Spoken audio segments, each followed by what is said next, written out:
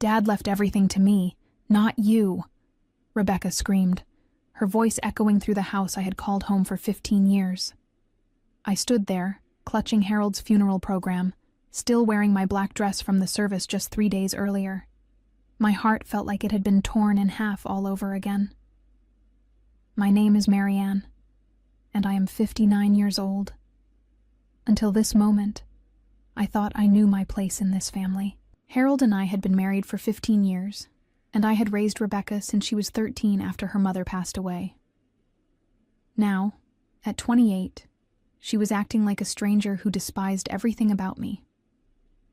Harold left specific instructions about how things should be handled, I said quietly, trying to keep my voice steady. Maybe we should sit down and discuss this calmly. Rebecca's face twisted with fury. There's nothing to discuss. The lawyer already explained everything to me. The house, the money, the investments. It's all mine now. $7 million, and you get nothing. The cruelty in her voice shocked me. This was the same girl I had helped with homework, driven to school events, and comforted through teenage heartbreaks. Where was the gratitude for the woman who had stepped in to mother her when she needed it most? "Rebecca, I'm not trying to take anything from you," I said, reaching toward her. "I just thought we could work together to handle Harold's affairs properly." She jerked away from my touch. "Work together? You were just his second wife. I'm his blood, his real family. You were convenient when he needed someone to cook and clean, but now that he's gone, you're not needed anymore." Her words hit me like physical blows. I had loved Harold deeply, and I thought he had loved me too. We had built a life together, sharing dreams and making plans for the future. I had never thought of myself as just convenient. "Your father and I had many conversations about the future," I began, but Rebecca cut me off. "Stop calling him my father like you have some claim to him. He's dead now, and his daughter inherits everything. That's how it works in real families." I felt tears welling up in my eyes, but I refused to let them fall in front of her. There was something cold and calculating in Rebecca's expression that I had never seen before. It was as if Harold's death had unleashed a side of her that had been hidden all these years. "I think you need to read the will more carefully," I said softly. Rebecca's laugh was sharp and bitter. "Oh, I've read it. Everything comes to me. The only thing you need to worry about is finding somewhere else to live." I retreated to the bedroom I had shared with Harold, my hands trembling as I closed the door. The room still smelled like his cologne, and his reading glasses sat on the nightstand where he had left them. 3 days ago, we had been planning a trip to Europe for our anniversary. Now I was being told to pack my belongings and leave. Harold had been a successful financial advisor who built his wealth through careful investments and smart business decisions. When we met at a community theater production 15 years ago, I was a recent widow trying to rebuild my life. He was a single father struggling to raise a teenage daughter while managing his growing business. We found comfort in each other's company, and eventually love. Rebecca had seemed to accept me at first. She was grieving her mother's death and needed stability. I tried to fill that role without ever attempting to replace her mother's memory. We shared quiet dinners, shopping trips for school clothes, and late-night conversations about her future. I thought we had built a genuine bond over the years, but looking back now, I wondered if Rebecca had simply been tolerating me while waiting for this moment. Had she always seen me as an intruder in her family? Had every kind gesture been an act? I walked to Harold's desk, where he kept important documents. Harold had always been meticulous about legal matters, often spending hours reviewing contracts and financial statements. He frequently mentioned wanting to protect both Rebecca and me, ensuring we would both be cared for after he was gone. "You have to understand," he had told me just 6 months ago. "Rebecca is young and sometimes impulsive. I need to make sure she's truly ready to handle this kind of responsibility." At the time, I thought he was being overly cautious. Rebecca worked as a marketing coordinator for a small design firm and seemed to be maturing into a responsible adult. She dated occasionally but hadn't settled down, preferring to focus on her career and social life. Now I was starting to understand what Harold might have seen that I had missed.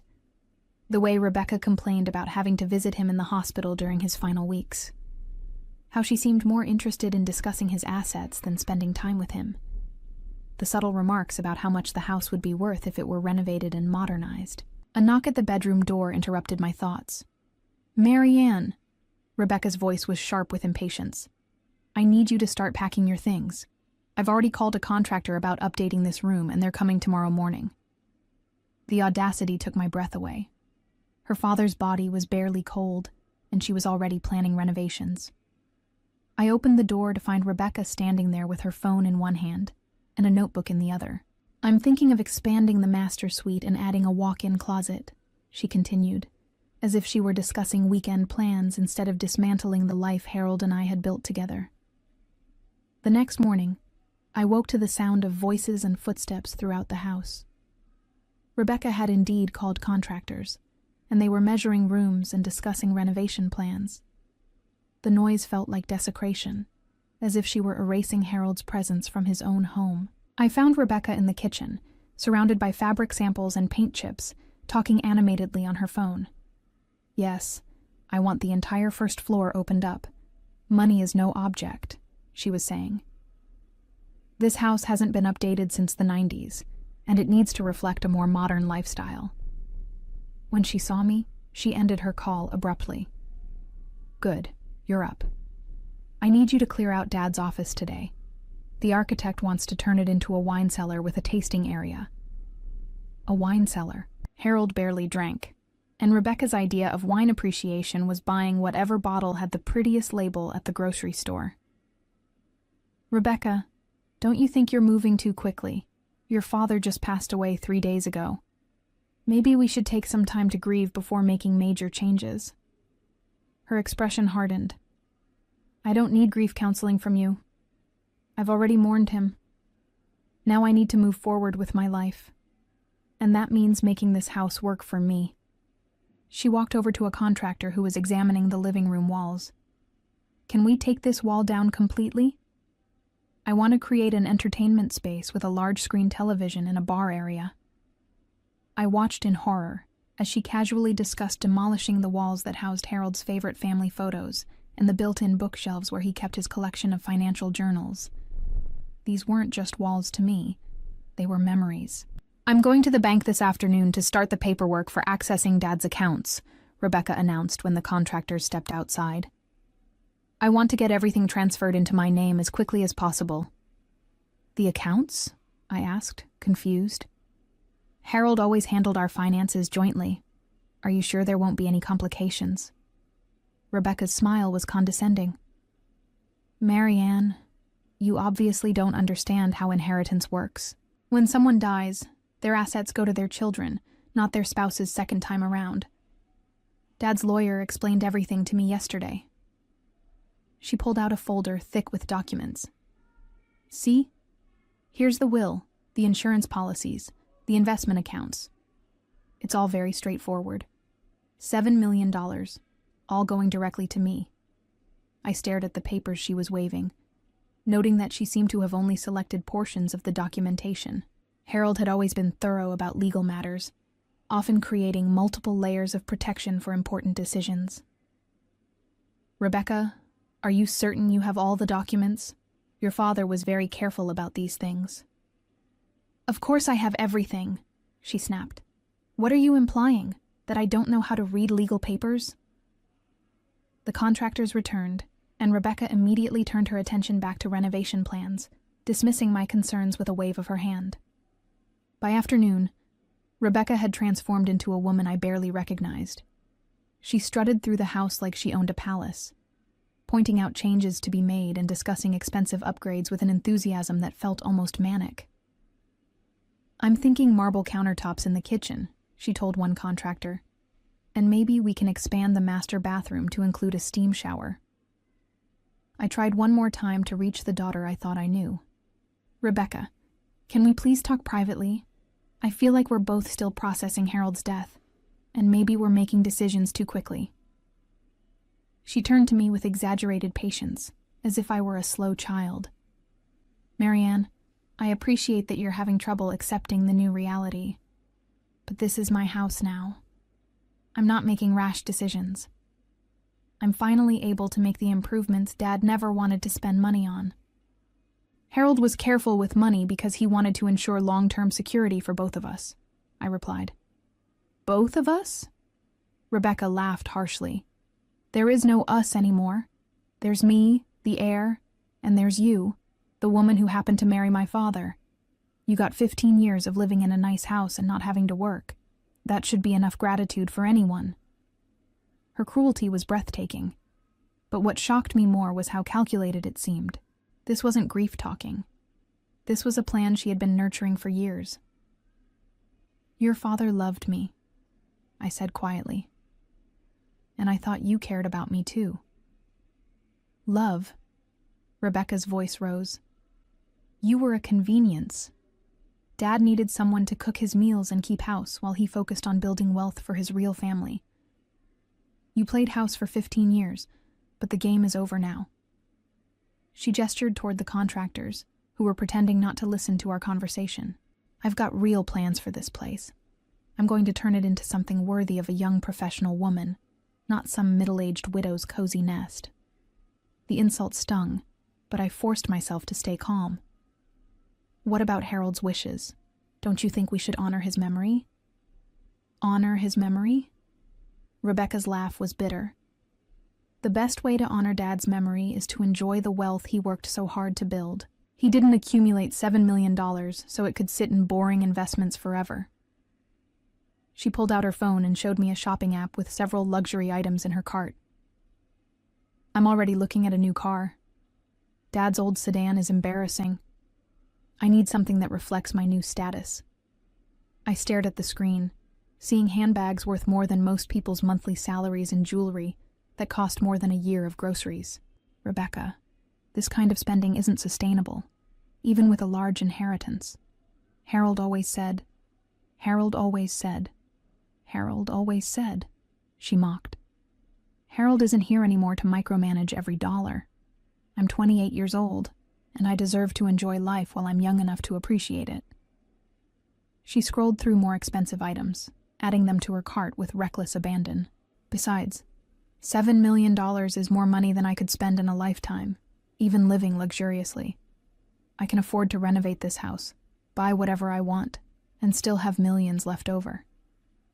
I watched her face as she spoke, seeing an excitement that bordered on fever. She wasn't just planning to spend Harold's money. She was planning to waste it in ways that would have horrified him. What if there are conditions attached to the inheritance? I asked carefully. Rebecca's eyes narrowed. What kind of conditions? I don't know, I admitted. But Harold was always careful about financial decisions. It would be unusual for him to leave such a large sum without some kind of oversight. You're just trying to scare me because you're jealous, Rebecca said, but I noticed a flicker of uncertainty in her expression. That evening, Rebecca's plans became even more grandiose. She called friends, inviting them over to celebrate her inheritance and see the house that would soon be renovated into her dream space. I retreated to Harold's office, the one room Rebecca hadn't yet claimed for demolition. Sitting at his desk, I could almost feel his presence. Harold had been methodical about everything, from his morning coffee routine to his investment strategies. The idea that he would leave such a substantial inheritance without careful planning seemed completely out of character.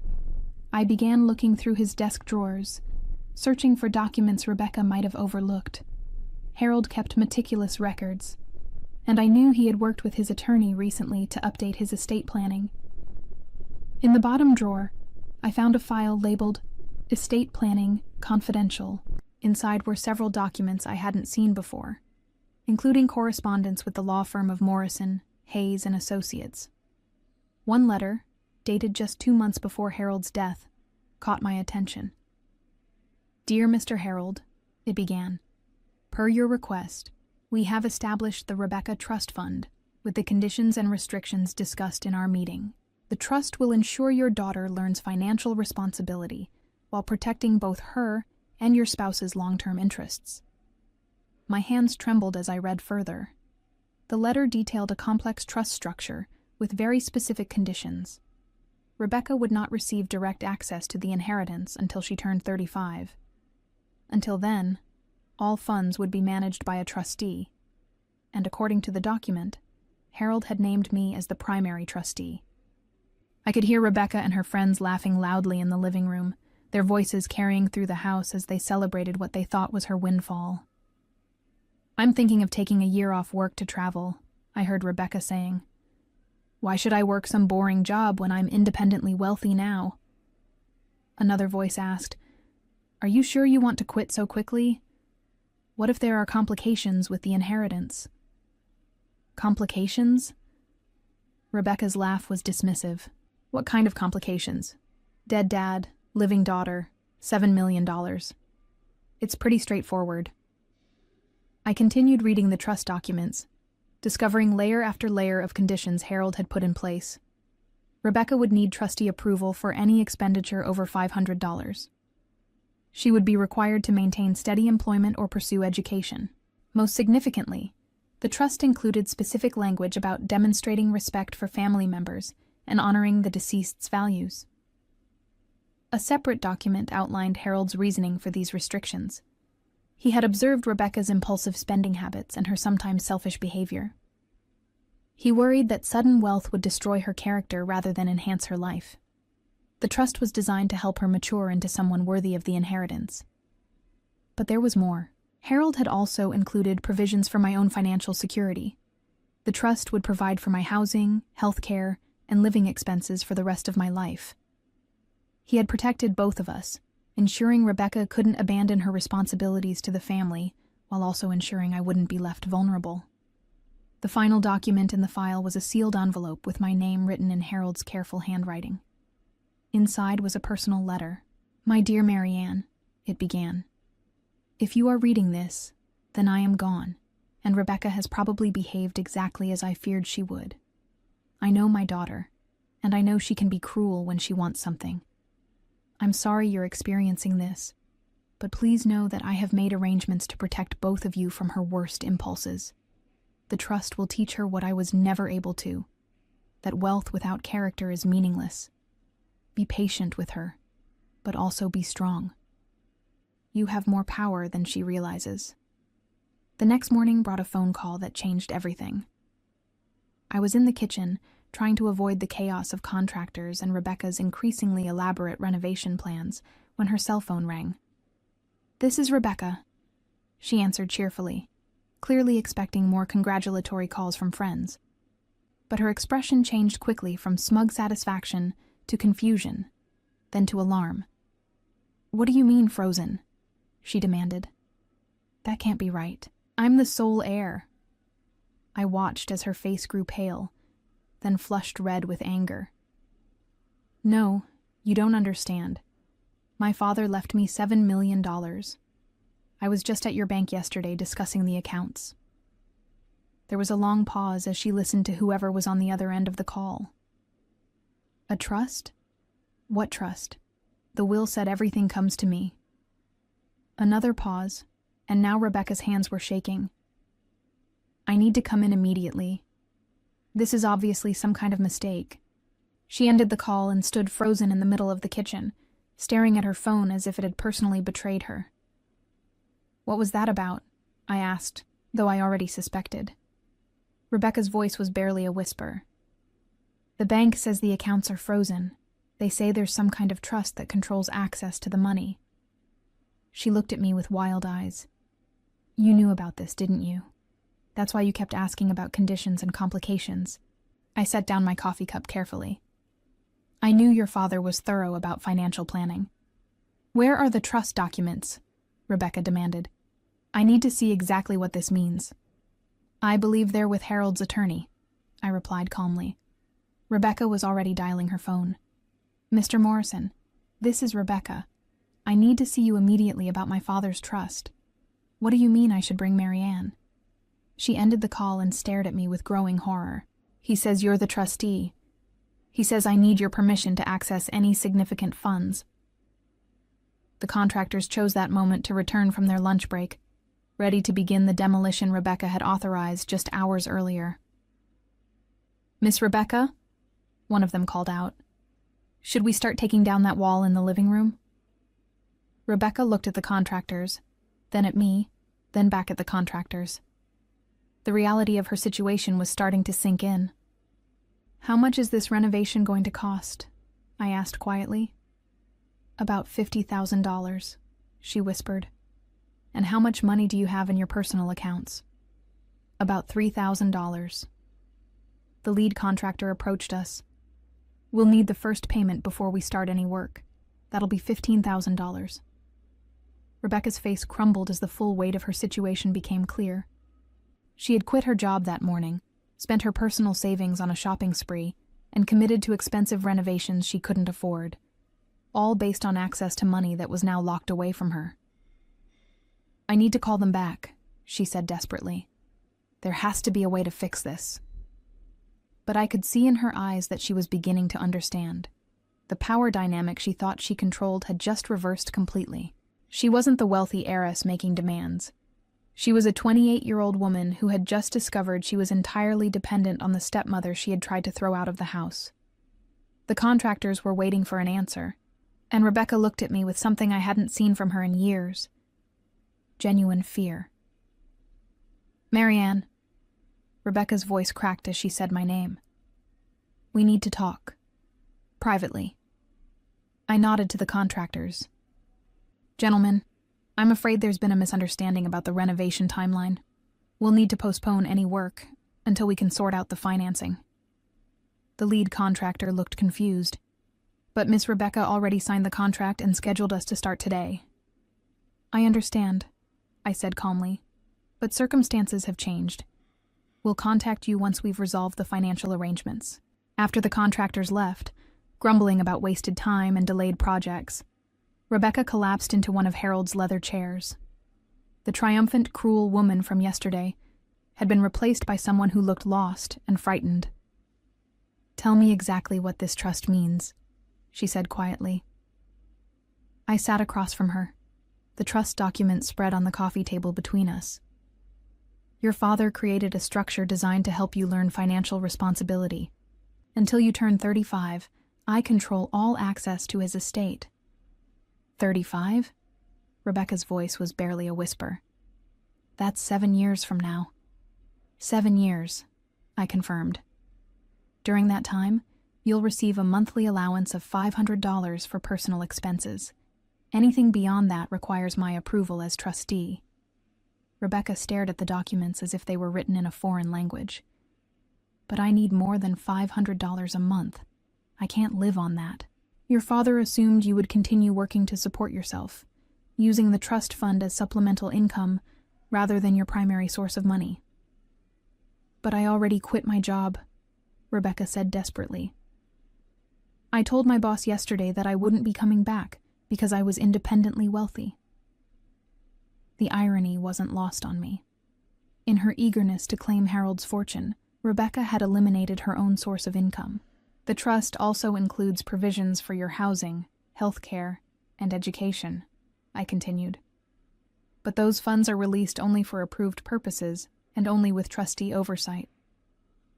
Rebecca's eyes filled with tears, the first genuine emotion I'd seen from her since Harold's death. "What do I have to do?" she asked. I looked at the young woman sitting across from me, seeing glimpses of the daughter I had once known buried beneath the greed and cruelty of the past few days.